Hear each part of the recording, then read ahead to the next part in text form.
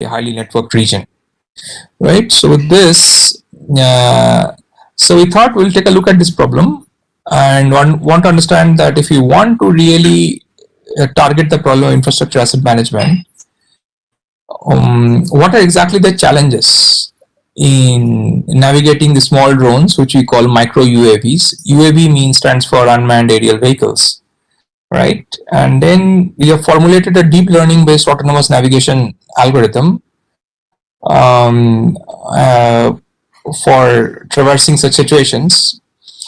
And now the real challenge is to make such technology really workable. We need to show that it is capable of doing high speed autonomous navigation without GPUs. Now you may ask, why are you asking without GPUs? For two reasons. One, GPUs are often, while it has tremendous compute power, it's expensive on the battery. And B, it is good to see how far can we push this kind of technologies without requiring GPUs, because then it would make things, then we can, the GPUs are expensive also, right? So we can make things cheaper and better. And this is achieved through an interesting model compression algorithm, which is probably the technical stuff of this talk, which we call greedy minimum support algorithm, GMS algorithm. So we'll go through these 4 points, and throughout this talk, we'll see several videos. Hopefully, that will keep you entertained. So let's first think about the technical problems. So interestingly, drones has a very nice, see these drones, autonomous navigation, machine learning has a very nice intersection. So first of all, if you really want to do things seriously, then it requires some serious thought on the drone construction itself. For example, the drones can be fixed wing just like aeroplanes are, or quadcopters. Now, if we are small drones, we are probably after quadcopters. So in this talk, we are not talking about aerodynamic constraints, and that would be useful in drone design. But we'll focus on instead of the available quadcopters. Now we take one such things and say that suppose you want to fly this in an urban environment, right? So this drone should be capable of doing precision navigation autonomously. Precision navigation means that you give them a precise address and it should go precisely to that address. Just to, for example, if you want to deliver your favorite food, right? Let us say, we want to deliver say Mysore Pak sweet, right? Wonderful delicacy. So now if I order Mysore Pak sweet and from the local shop here, the drone should come and deliver it to my doorstep. It shouldn't deliver it to my neighbor's doorstep. Now, if you rely purely on GPS, Sir, content or not visible? Hello? Content or not visible, sir? Not visible, is it? Yes. Oh, what do you see? We can see, sir. We can see. I think, Professor In laptop, it is visible, sir. Are you using a system, sir? Hello? System PC. Are you using PC? Hello? Hello? It is not visible, sir. Go ahead, please.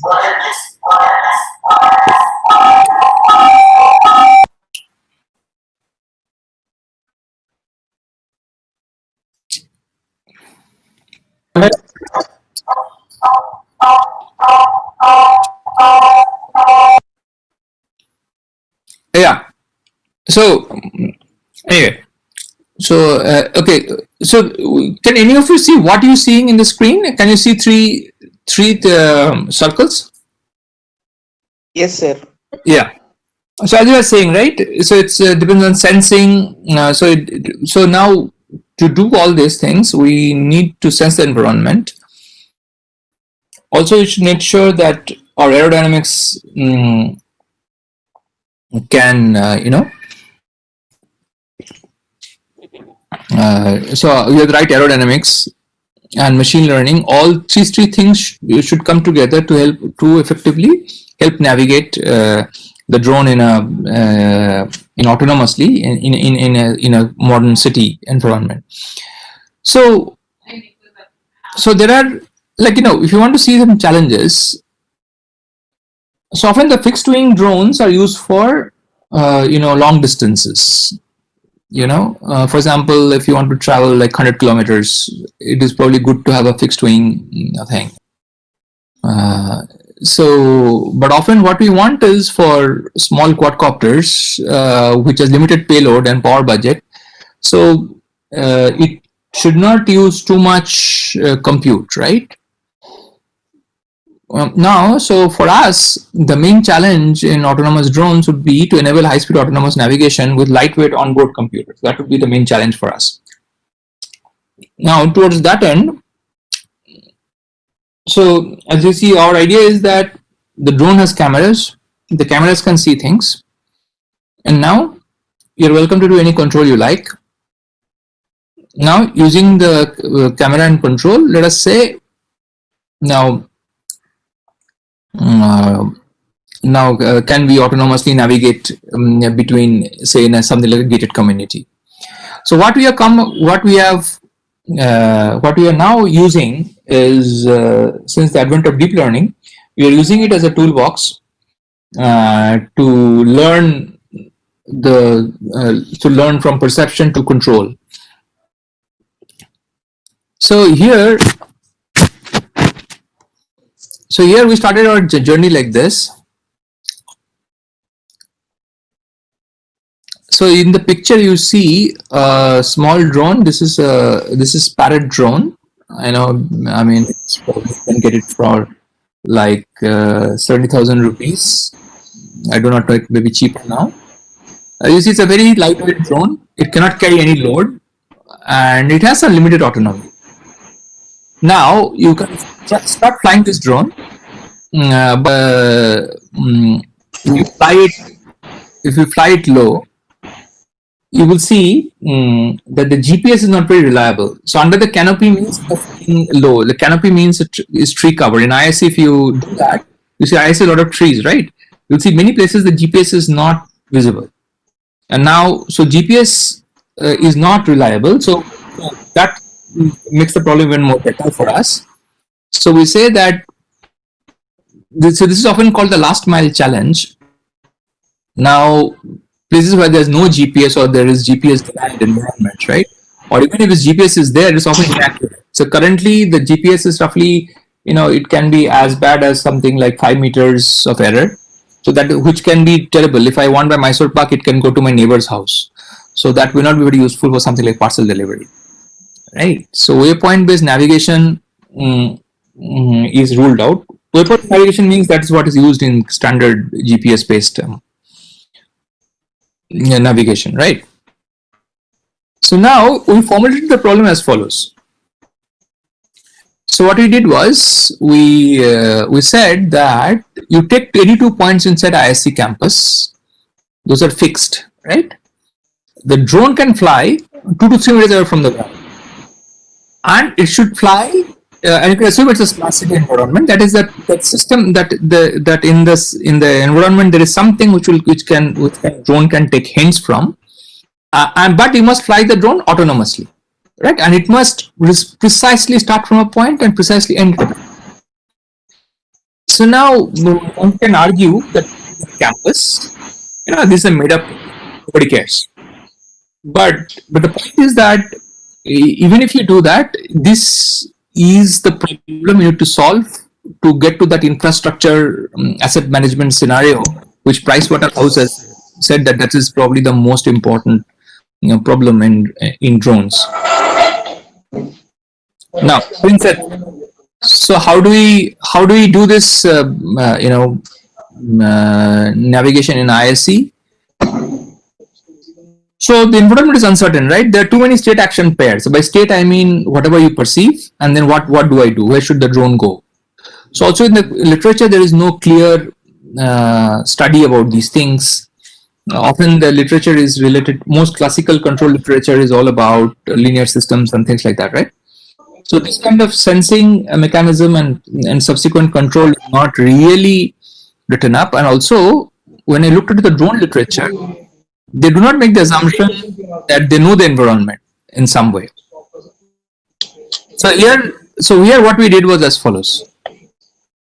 A simple thing. What we did was the students took out in a car. In the car, on top of the car, they put 3 cameras, and they went in a road. So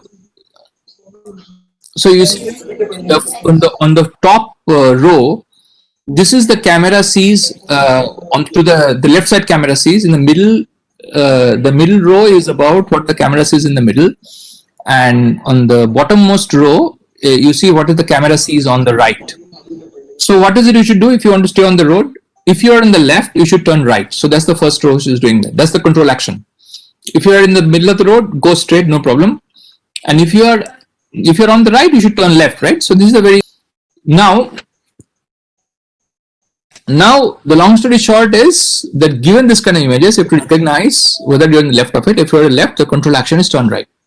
If you're in the middle, you have to go straight, and if you're on the right, you should turn left, right? That is basically the algorithmic thing we have to realize, right?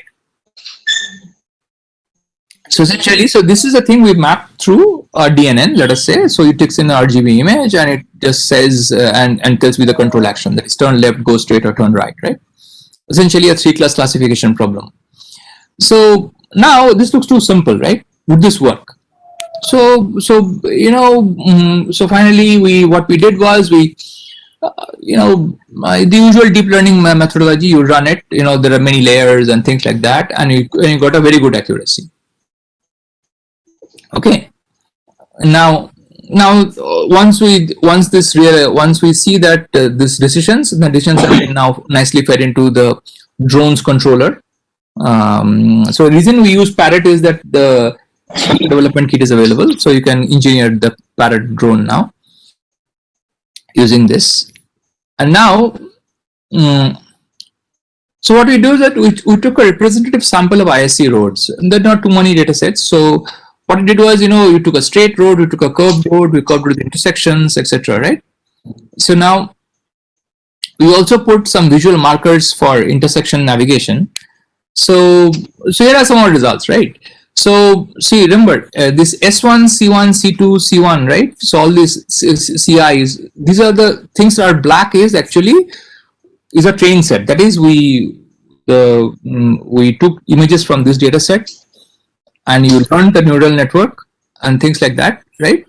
And then we tested that can it fly on these roads, and it showed that, as you see, it was very successful. But what is very interesting was the things marked in red.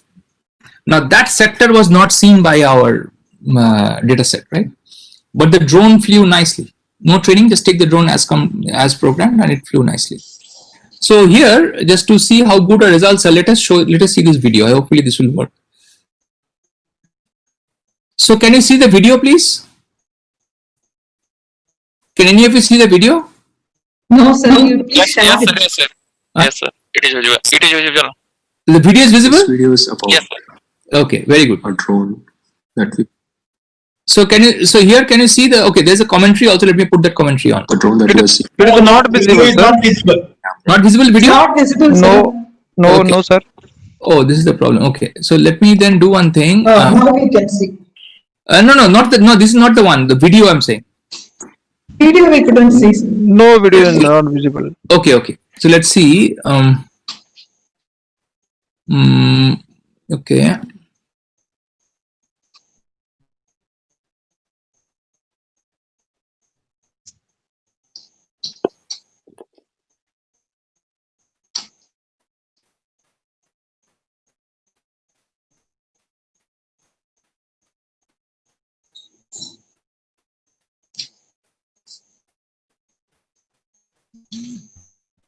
Now we can see. Sir. Now we can see. Yes, it is visible, sir.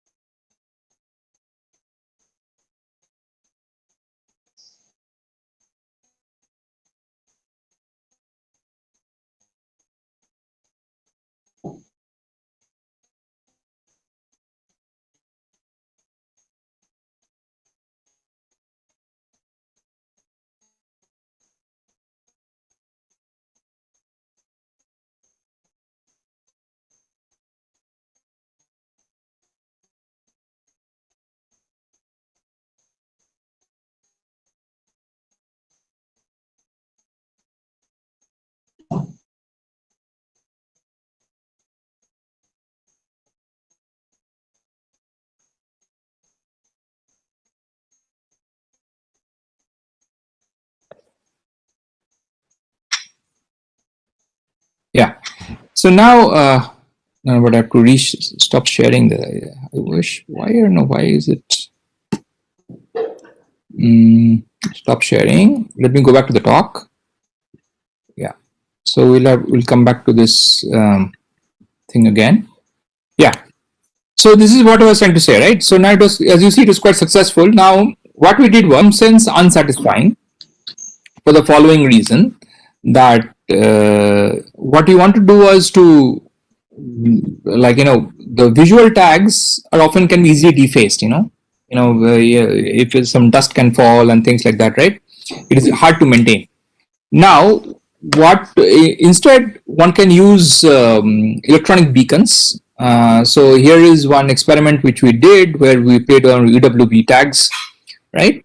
And now once we, so let us see how, with tags, how does it behave? It's roughly the same thing.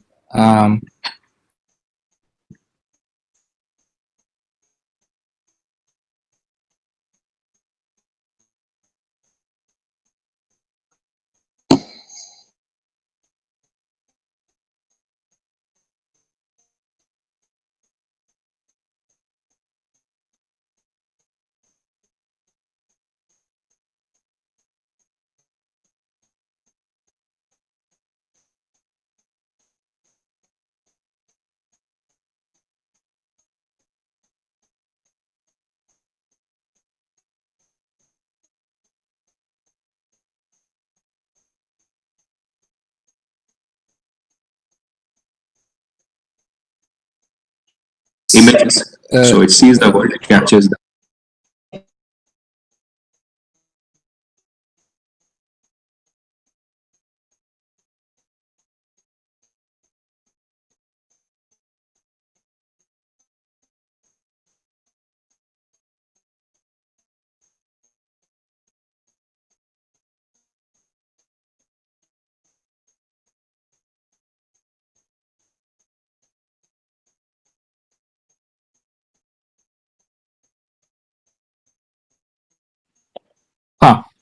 So as you was, so I don't know. Did you see that? Could any of you see the other video which I showed? Because I'm a little confused now. Which slide am I on? Hello. Yes, Now we yes. are seeing beyond visual markets. Right, but I showed a small video. Could you see that? Yeah, please? that one we saw, sir. After Right. first video we saw. The second video could not see, is it? Second video we couldn't see. Okay, never mind. I think it's getting confusing. Okay, so what we wanted to say was that we could replace those is visual tags, right? We replace the visual tags by electronic tags, which is often what is known as UWB beacons. Anyway, so never mind the video. So let's go ahead and see. Now let's look at this high-speed autonomous navigation without GPUs, right? Now you saw the big network, right? Now, if some of you are programming or developing these things, or you ask your students, you will see those networks are very, very computationally expensive to train, right? And that is why GPUs have come into the foray. So graphical processing units, or GPUs, they're often used for deep learning.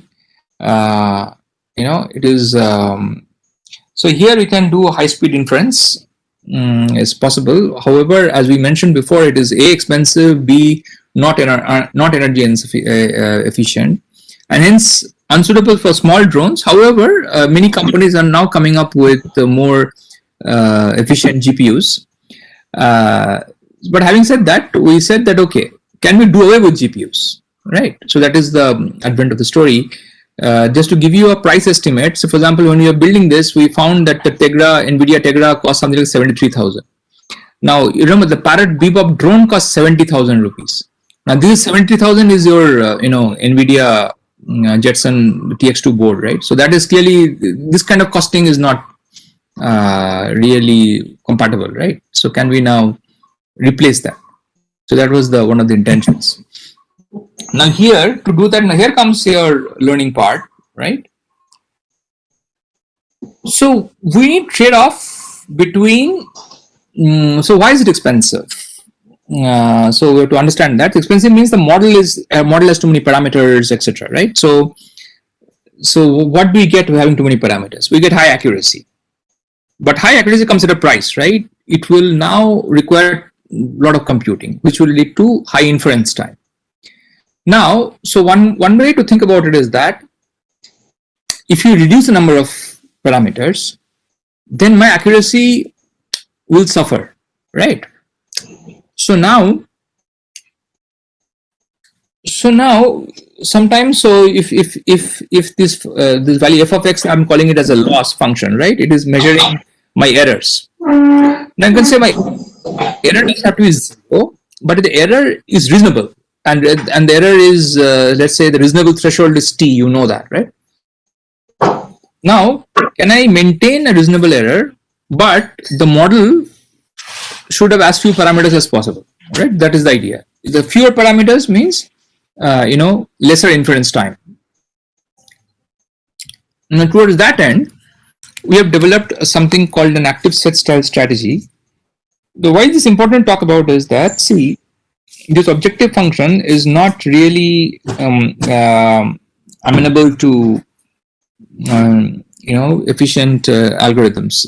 This is known to be an NP-hard problem. Right now, so one traditional approach is use lasso. So lasso is essentially the objective function you saw. Objective function essentially is sometimes called the. So here you want to approximate the objective function by its convex envelope. So convex envelope is what is it? It is the largest function, largest convex function, in this case g, right? So gx is a convex function and f is the function you desire, right? So here the f is basically the objective function, not the constraint which I wrote down in the previous slide. So if among all convex functions which are less than f of x, right, pick the one which is the largest, and that will be the convex envelope. So here your L0 norm, right, actually measuring the number of elements which are not 0. In other words, cardinality of the set of all non-zero elements, let's call that L0 norm. And the L1 norm is written as like the absolute values of all the elements. So you can see that one can show that the L1 norm is essentially a convex envelope of these L0 norm, right? And so diagram is this. So if you take 1 to 1, right? So this blue line is essentially the L0 norm. So suppose only one dimension, right? The value is 1 if it is not 0, and 0 otherwise, right? So that's what we are measuring now. Whereas the L1 norm is between -1 to 1 is always less than 1, right? That's drawn by red lines.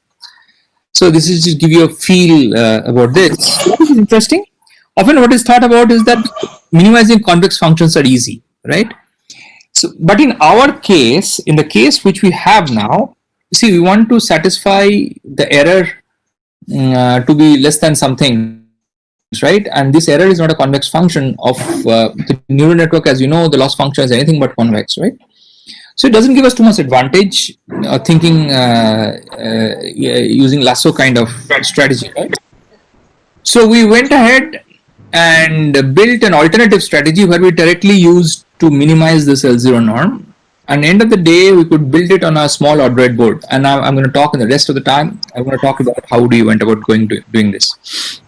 Essentially, all our results are now appeared in a short conference paper. These are the co-authors on this paper where we illustrated how we went about building that that algorithm and what is its implications are for the drone problem.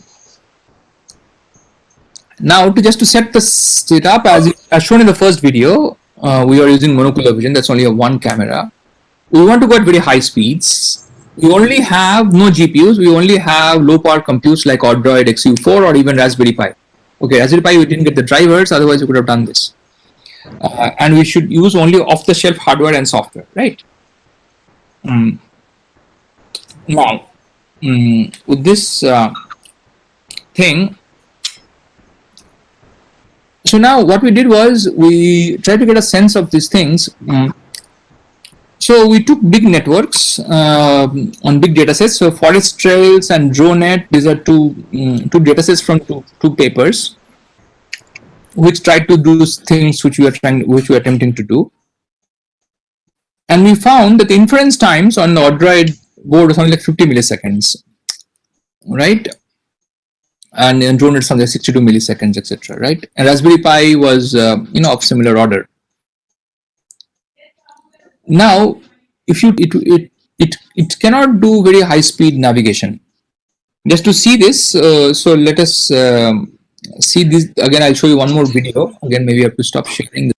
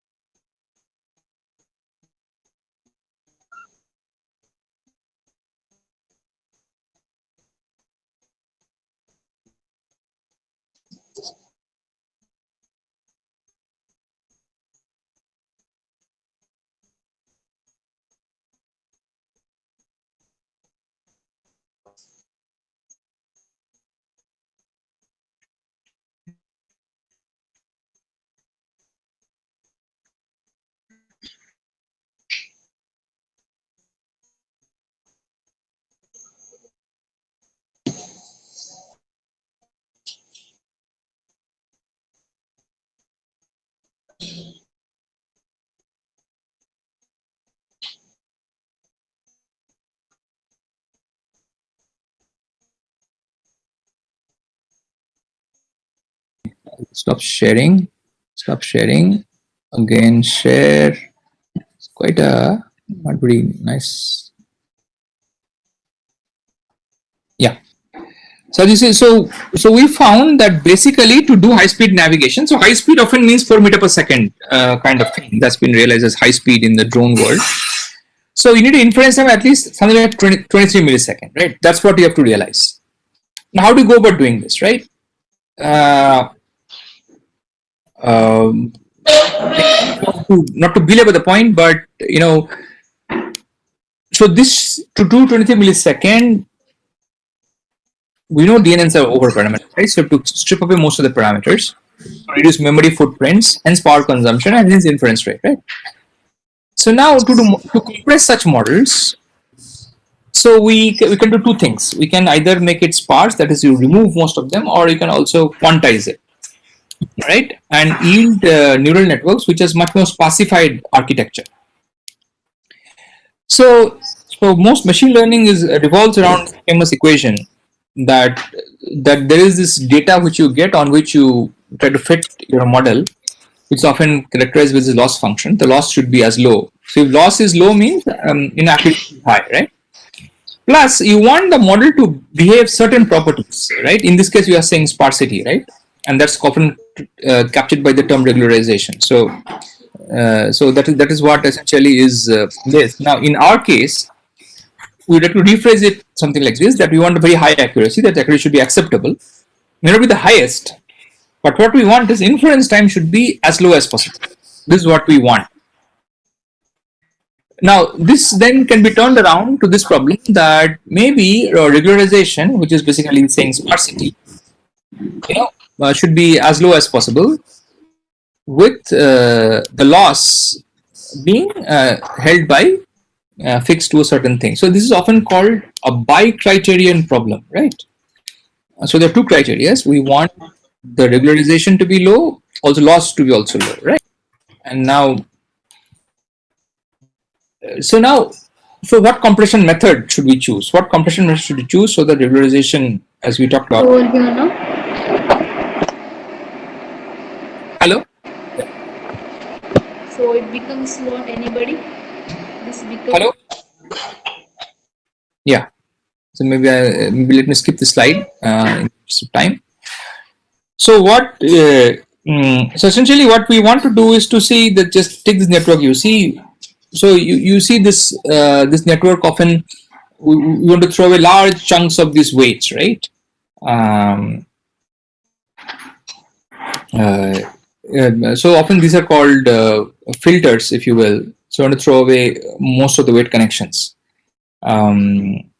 So it can have two things. One is that you can even throw away the weights. Another is you can throw neurons as well, right? For example, in the second row of neurons, the blue circles, right?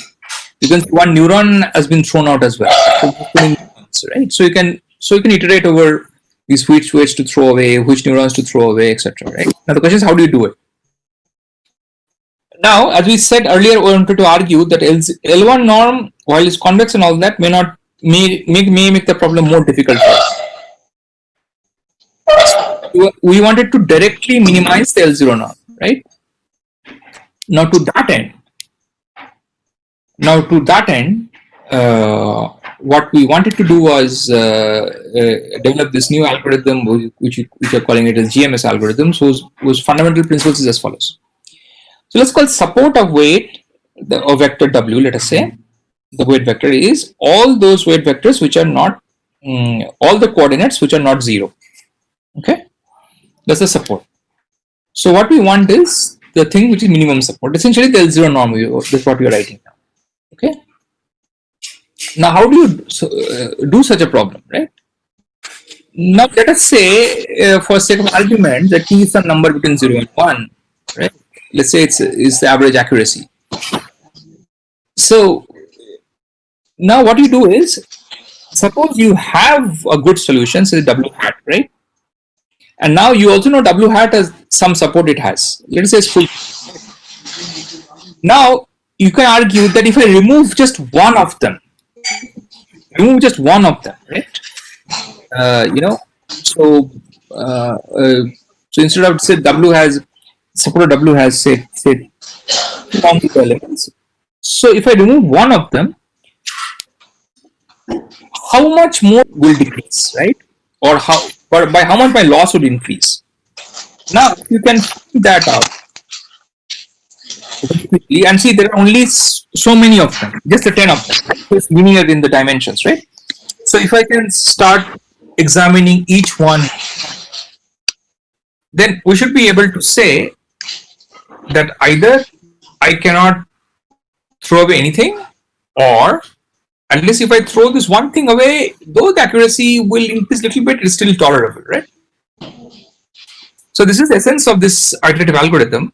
So more precisely, this fits into this broad algorithmic framework in this field, which is essentially weight pruning, structured pruning, come up with a score. That for each weight and each neuron come with a score, and depending on the score, you either prune it, and then once you prune the network, you retrain it, and hopefully things would get better from this, right? Now, this also comes down to the very nice, exciting field, which is often called the lottery ticket hypothesis.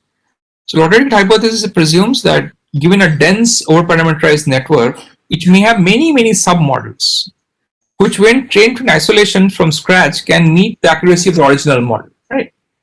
So this is one way. What you're proposing is one way to reach the lottery ticket hypothesis, right? Now, furthermore, you can even make it better by using quantization. So, but we will not go into this in this talk. We'll not go into this.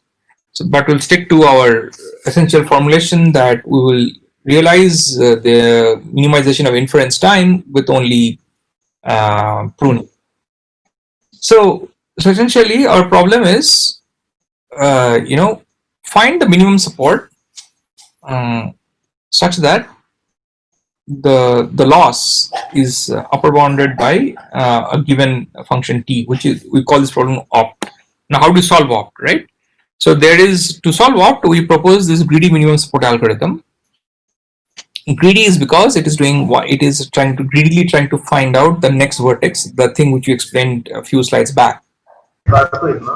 So essentially, what you do is that once you have a candidate, let's say W, you say that if I can, which is the one, if I have to remove one, so which one should I do? So you and to that effect, if you can find something, just remove it, and then you go from there. So once you found this, once you started pruning it, after pruning, you then retrain it without increasing the support, right? Uh, and hopefully the training will get better. Now it's possible that after retraining, you won't see, uh, you may not see uh, you know, change thing. So in that case, at that point, you can say that among the other dimensions which were initially thought to be zero, can we place one of the non-zero weights in the current by uh, but, uh, by an unexplored weight slash neuron, right? So this, those of you who are familiar will realize this is essentially an active set style strategy, often used linear programming and even quadratic programming for that matter. However, there are, but it's active set style strategy, not really active sets, not really an active set. Here we are not keeping track of the constraints, but we are keeping track of the dimensions, right? So this has to be realized a bit. I'm running out of time as well. So, okay, I will skip this slide in the interest of time, but rather want to go this, right. So now, in a big network, things which we saw, there can be many choices, right? So which one should we do? So now it is often useful to come with a score function. So here we have used a score function that for every filter we define GKW, where K is the kth filter, and GKW is something like, what is the value of the weights? Maybe you can take the L2 norm of that, right? Or you can take a dot product with the derivative with respect to WK, right? Now, if these values are more or less near to zero, you can neglect them, right? You also need to normalize it to some to some effect, because otherwise it's possible that that the entire layer might disappear. This is often called the layer collapse problem. Now, to prevent layer collapse, we introduce normalization. I mean, this is common things done, right? Now, if you want to argue that, okay, why are you using dot product? What is the intuition behind that? Intuition is essentially this approximation here, and hence we are using this dot products. Right. So I will not belabor the toy examples here, except to say that when we trained our network in existing data sets, we see the GMS training algorithm can prune large sections of it, right? So even 90% of the things have been pruned. Now you see, so you want to say that, okay, GMS is a very fancy thing, nice, but let's say I just remove things at random. So sometimes you may get lucky, right? But you see, often it doesn't lead to too much improvement.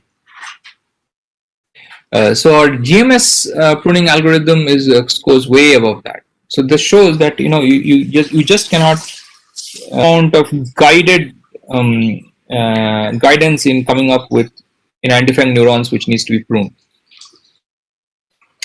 So now, so in the first few slides about this, where we talked about this, right? We said that to do high-speed navigation, you need to make the algorithm work in something like less than 23 milliseconds, right? So now we found that in a sparsified model, right, we could get 10 millisecond and 13 millisecond things, so which is less than 23 milliseconds on the data sets which we earlier talked about, right, which takes 50 millisecond or 60 millisecond in Android. And now it shouldn't surprise. So now let's see a video. Again, I have to stop sharing this.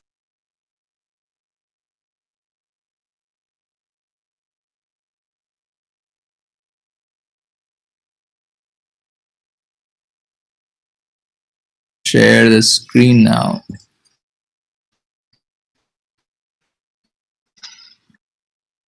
Okay. So now here is a video where now you see, previously you show it's crashed, right? Now you see, okay, so now here's a corner, right? See what happens. It realizes a corner, now it turns around, you see. See, stops for a while, and see it just goes. Sharp corners now. Yeah. So this is just to show you that indeed it was successful. I'm sorry. Okay. It's been confusing now. So share. Yeah.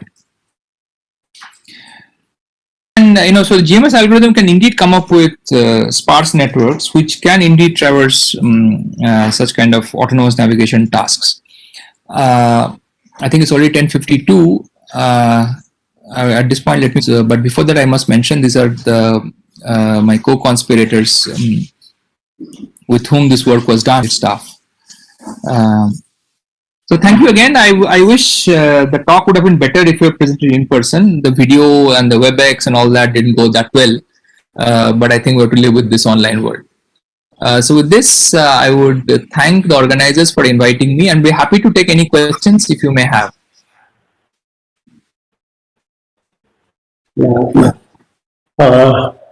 Just unmute. Stop sharing. If there are any questions, the participants can always send an email because of the paucity of time. And if there are one or two questions, you can type the questions. Then we can definitely will request Professor Chiranjeevi Bhattacharya to answer one or two questions. You can always use the chat and type the questions. So if there are no questions, you can have definitely any doubts clarified through email. We have the FDP WhatsApp group already. So if there are any questions to the speakers, you can always write out the questions. We'll get back to you with the answer. Dr. Shivamurthy, please give a summary of today's presentations.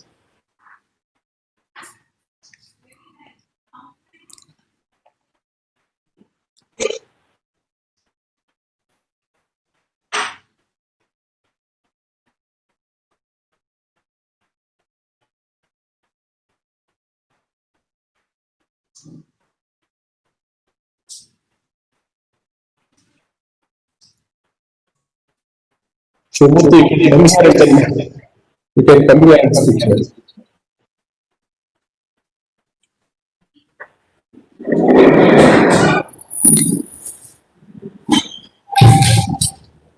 Professor sir. It was a very interesting talk by Professor Chiranjeevi Bhattacharya. So the drones, autonomous drones, and how the drones basically take over the artificial intelligence and the different design processing technologies like the Jetson Nanos and with GPUs and without GPUs, and these devices, how it is going to play a role, a very important role in identifying the recognition activities, machine learning activities, and all that. So that was a very interesting talk by Professor Chiranjeevi Bhattacharya. So, if there are any queries from the participants, we can take them.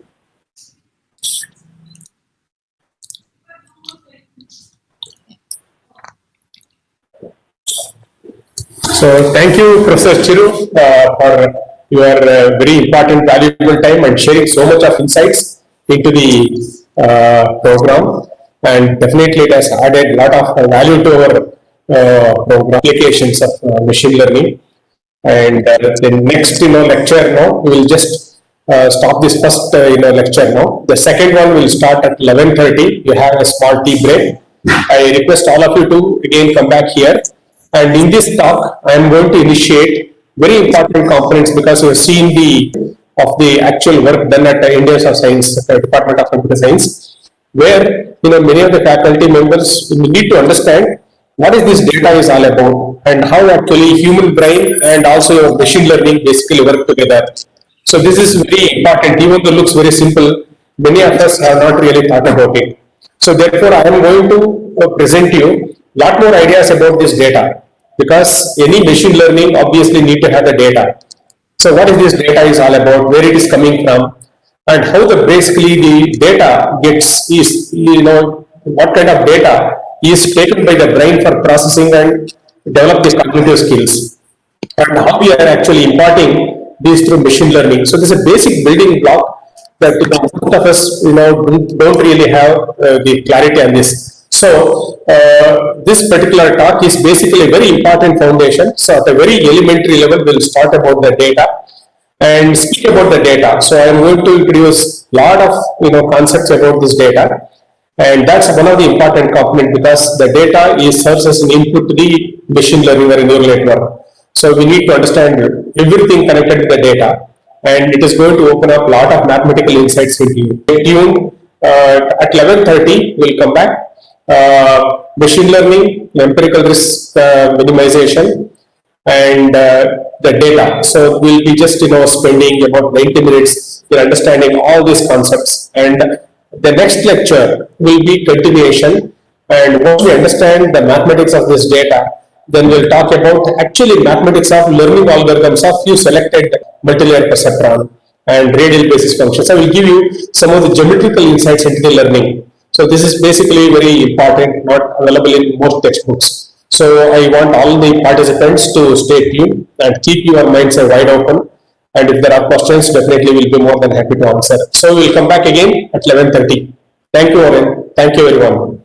I thank the administrator and my sincere pranams to His Holiness Swamiji, whose vision and divine blessings are basically responsible for creating such a kind of wonderful institution here at SJC Mysore, JSS Science and Technology University.